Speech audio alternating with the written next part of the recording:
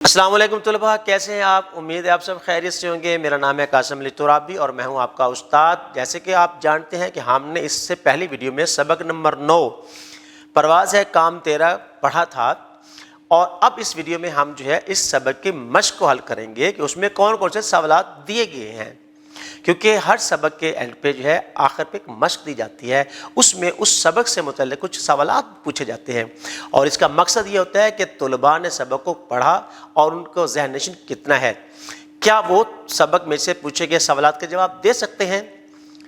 تو چلتے ہیں اپنی مشق کی طرف اور دیکھتے ہیں اس میں کون کون سے سوالات دیے گئے ہیں۔ مشق سوال نمبر 1، سبق کے متن کے مطابق درست جواب کے گرد دائرہ لگائیں۔ الف، شاعر کی خاصیت ہے عقل مندی، شوخی، خودداری اور غیرت مندی۔ درست جواب ہے خودداری اور غیرت مندی۔ بے، طوفانوں کا رخ پھیر دینے کی صلاحیت ہوتی ہے نوجوانوں میں، فوجیوں میں، بوڑھوں میں، عالموں میں۔ درست جواب ہے نوجوانوں میں۔ جیم، اس رزق سے موت اچھی جس رزق سے آتی ہو، نیند میں کمی، کام میں کوتاہی، صحت میں خرابی، پرواز میں کوتاہی۔ درست جواب ہے پرواز میں کوتاہی۔ دال، مسلمان کو اپنا تعلق مضبوط رکھنا چاہیے، حکومت سے، انسانوں سے، اللہ تعالیٰ سے، صرف گھر والوں سے۔ درست جواب ہے اللہ تعالیٰ سے۔ ہے، نوجوانوں کو اپنی سوچ فکر میں پیدا کرنی چاہیے، سختی، وسعت، ہمت یا سخاوت۔ درست جواب ہے وسعت۔ سوال نمبر 2، دیے گئے سوالات کے مختصر جوابات تحریر کیجیے۔ الف، علامہ محمد اقبال رحمۃ اللہ نے اپنی شاعری میں کس بات کا درس دیا ہے؟ جواب، علامہ محمد اقبال نے اپنی شاعری میں خودداری اور غیرت کا درس دیا ہے۔ بے، شاعر کی چند صفات بیان کیجیے۔ جواب، یہ خوددار درویش صفت پرندہ ہے، وہ اپنا شکار خود کرتا ہے اور دوسروں کا مارا ہوا شکار نہیں کھاتا۔ جی، علامہ محمد اقبال رحمۃ اللہ کی نظر میں ملک و قوم کی تعمیر میں کس کا کردار اہم ہے؟ علامہ ڈاکٹر محمد اقبال رحمۃ اللہ کی نظر میں نوجوانوں کا کردار اہم ہے۔ دال، علامہ محمد اقبال رحمۃ اللہ کا شاعر بننے کے لیے آپ کو اپنے اندر کون کون سی خوبیاں پیدا کرنی چاہیے؟ درویشی، توکل اور جفاکشی جیسی صفات اپنے اندر پیدا کرنا چاہیے۔ سوال نمبر 3، دیے گئے سوالات کے تفصیلی جوابات تحریر کیجیے۔ اساتذہ کرام ان سوالات کے جوابات بورڈ پر لکھیں اور بچوں کو نقل کروائیں تاکہ وہ انہیں بار بار پڑھیں اور امتحان میں لکھنے کے قابل ہو سکیں۔ زبانی اظہار، سبق پرواز ہے کام تیرا غور سے سنیے اور آپس میں بات چیت کے بعد ایک دوسرے کو سبق کے اہم نکات بتائیے۔ تمام بچوں کو اساتذہ کرام وہ سبق پڑھنے کو کہیں اور ان سے ایک بات کریں کہ وہ ان میں سے اہم نکات وہ ان نکات کو خط کشید کر لیں اور پھر آپس میں ان پر بات چیت کریں۔ اقبال رحمۃ اللہ کا تصور شاعین کے عنوان پر کمرہ جماعت میں تقریر کیجیے۔ استاد محترم اس عنوان پر ایک تقریر لکھ کر دیں اور بچوں کو وہ یاد کروائیں اور کلاس میں وہ تقریر کروائیں تاکہ بچے کے اندر کانفیڈنس پیدا ہو سکے، خود اعتمادی پیدا ہو سکے اور وہ اسے بولنے کی صلاحیت بھی اس میں پیدا ہو سکے۔ لفظوں کا کھیل، دیے گئے الفاظ کے بامعنی جملے بنائیے۔ اساتذہ کرام ان الفاظ کو جملوں میں استعمال کر کے تختہ سیاہ پر لکھیں اور بچوں کو کاپی پہ نقل کروائیں تاکہ وہ انہیں بار بار یاد کریں اور امتحان میں لکھنے کے قابل ہو سکیں۔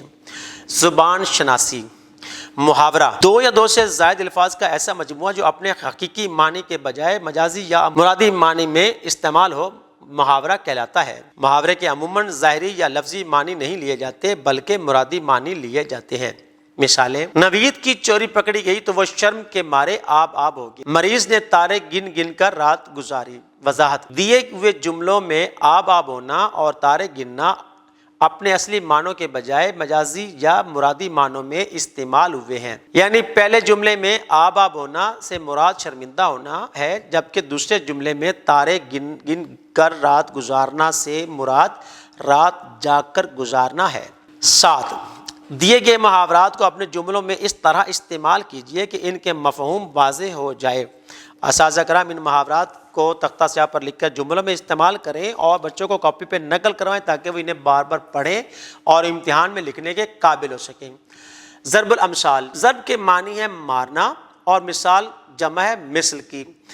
مثل کے معنی ہے مانند، صورت یا نمونہ۔ ضرب المثل ایسے مختصر جملے کو کہتے ہیں جو کہ بار بار کے استعمال سے زبان زد عام ہو چکا ہو اور محاورے کی طرح اپنے حقیقی معنی کے بجائے مجازی معنی میں استعمال ہوتا ہو۔ مثالیں، ضرب الامثال، دریا میں رہنا اور مگرمچھ سے بیر معنی و مفہوم، جہاں رہنا ہو وہاں خود سے طاقتور سے مخالفت رکھنا بے وقوفی شمار ہوتی ہے۔ گھر کی مرغی دال برابر، صاحب کمال آدمی کی اپنے گھر میں قدر نہیں ہوتی۔ آم کے آم گٹھلیوں کے دام، جب کسی کام میں دوہرا فائدہ ہو۔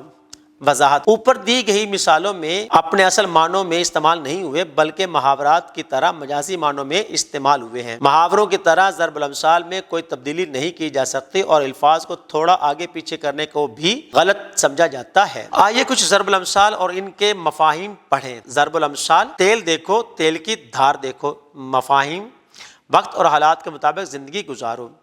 بھاگتے چور کی لنگوٹی ہی صحیح، جاتی ہوئی چیز کا تھوڑا سا حصہ ہی غنیمت ہے۔ جیسا دیس ویسا بھیس، جہاں رہو وہاں کے طور طریقے اور وضع قطع اختیار کرو۔ خدا گنجے کو ناخن نہ دے، ظالم کبھی صاحب اختیار نہ ہو۔ آسمان سے گرا کھجور میں اٹکا، ایک مصیبت سے نکل کر دوسری میں پھنس جانا۔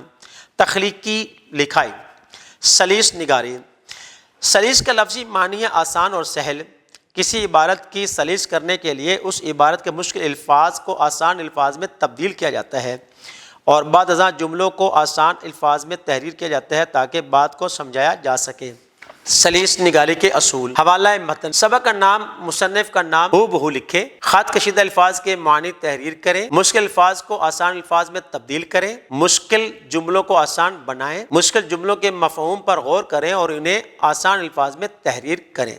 نمبر 8، دی گئی عبارت کی سلیس کریں نیز خط کشیدہ الفاظ کے معنی لکھیں۔ اساتذہ کرام اس عبارت کی سلیس کر کے تختہ سیاہ پر لکھیں تاکہ بچے سے نقل کریں اور اسے بار بار یاد کریں تاکہ لکھنے کے قابل ہو سکیں۔ نمبر 9، سبق پرواز ہے کام تیرا کا خلاصہ تحریر کیجیے۔ اساتذہ کرام اس کا خلاصہ تختہ بورڈ پر لکھ کر بچوں کو نقل کروائیں تاکہ وہ یاد کریں اور امتحان میں لکھنے کے قابل ہو سکیں۔ جی عزیز طلباء، آپ نے اس سبق کے مشق کے سوالات کو اچھی طرح ان کے جوابات اپنی کتاب پہ نوٹ کر لیے ہوں گے۔